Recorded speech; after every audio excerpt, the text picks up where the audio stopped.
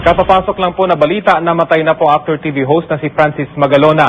Inanunsyo po ito sa noontime show na Eat Bulaga sa GMA7. Panoorin po natin ang anunsyo sa Eat Bulaga. Sa lahat po ng nanonood ng Eat Bulaga, kinalulungkot po namin paalam sa inyo that Francis Magalona passed away this 12 noon. Marami siyang iniwang alaala sa atin dito sa Eat Bulaga, pati na sa larangan ng musika. We will surely miss him, pati na ang buong industriya. We request everyone to pause for a moment of prayers for the eternal repose of the soul of Francis. Our condolences to Pia and the family. Kiko, we love you.